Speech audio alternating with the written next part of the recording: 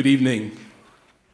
Thank you, Dr. McKay. Thank you to the McSilver Institute for this honor, and congratulations to fellow honorees. The message that I prepared this evening is one entitled, "Hope Knows No Bounds."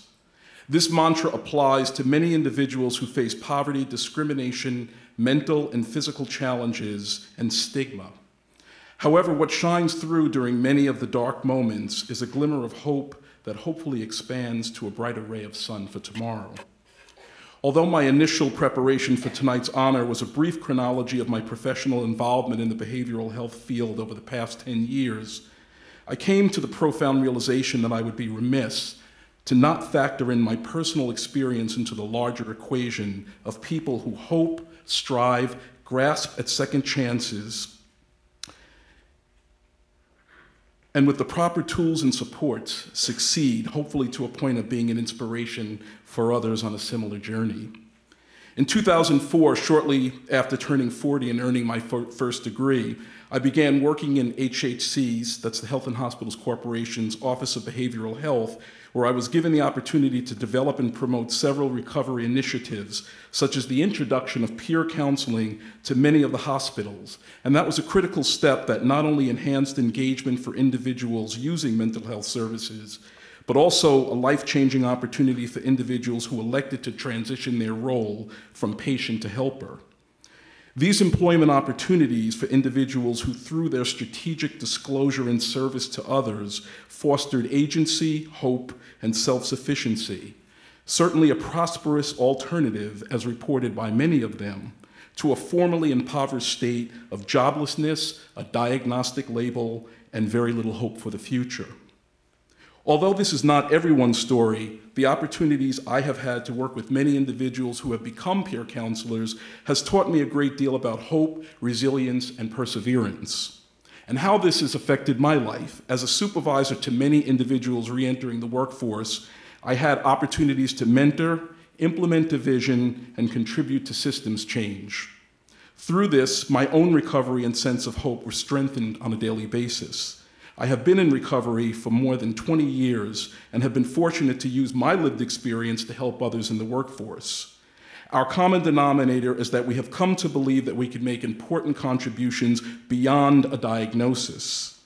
Through supportive supervision from someone who focused on my abilities, interests, and strengths, I learned to thrive in my job and at the same time returned to school to earn my master's degree in social work, gained clinical and operational experience in a hospital setting, and returned to school 2 years ago, where I just completed my second year in the social welfare doctoral program at the Silverman School of Social Work at Hunter College.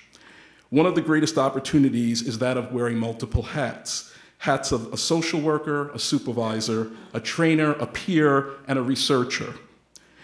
And how has this affected the lives of the people I have been privileged to work with? Impassioned in their new roles, peer counselors are eager to be self-sufficient, become productive members of society, achieve goals, build a collective identity in the world of work, and contribute to the empowerment, health, wellness, and recovery of others. Many opted for employment over benefits, which required a leap of faith. Hearing a gentleman in his mid-50s exclaim while pulling his paycheck from envelope, "Hallelujah, this is the first legitimate paycheck I have ever gotten in my life," almost brought me to tears. Another gentleman used to say, quote, "What other people consider in me a disability, I consider an ability, and that is the ability to help others understand that they too can use their challenges as strengths." And thirdly, returning to the workforce after 15 years, a woman who loved colorful, fashionable clothing and talked about the joys of being a grandmother would tell other staff that she had been admitted to the emergency room numerous times, but people did not give up on her. So she drew on these painful yet telling experiences to fuel her indefatigable engagement with many people in crisis as they crossed the threshold of many of the emergency rooms in which she worked. There is an abundance of these accounts that my allotted time will not allow me to share. However, what I want to impart this evening, for those of you who are considering hiring peer employees, is that there's an abundance, and I'm sorry, I'm just getting a little choked up here. Providing empathy, ongoing supervision and support, making everyone across the board accountable for his or her own actions, and graciously encouraging people to utilize the resources they need to sustain and thrive in the workplace are essential to truly supporting people returning to work, particularly peer employees. Lastly, currently within the Bureau of Mental Health, where I am employed, at the New York City Department of Health and Mental Hygiene, large-scale implementation of peer employees as service providers is taking place under the umbrella of Parachute NYC, a new and innovative approach combining respite and mobile services to help people in emotional crisis. As training specialist, I'm responsible for managing complex training needs for more than 100 staff working in 9 Parachute NYC programs. This includes helping peer employees, who comprise 2/3 of the staff, prepare to become certified in New York State, enabling the services they provide to be reimbursed under Medicaid. Parachute NYC, in addition to numerous housing and rehabilitation programs in the Bureau of Mental Health, protects and promotes the mental health of all New Yorkers and is doing great work under the leadership of our Assistant Commissioner, Trish Marsick, who I'd like to acknowledge in the audience. To my family, friends, and colleagues, thank you for your support. To the McSilver Institute, I am truly honored to receive this award and look forward to being part of the ongoing change to assist individuals living with mental health conditions and many who also face poverty. Poverty is not ameliorated merely by financial assets, but through meaning and purpose and actionable plans for the future. Thank you. New York City is an innovative program that's funded by the federal government. We are in our 23rd month, I believe. It's a 3-year demonstration grant.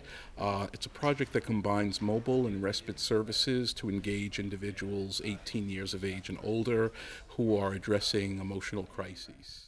I think doing some very basic work in terms of making goal setting part of a treatment plan, as opposed to just medication compliance. Also talking to people about strengths, also asking people about their lives prior to the onset of illness could really help to mobilize people who may be otherwise stuck in a very pathologizing mindset. Mm-hmm.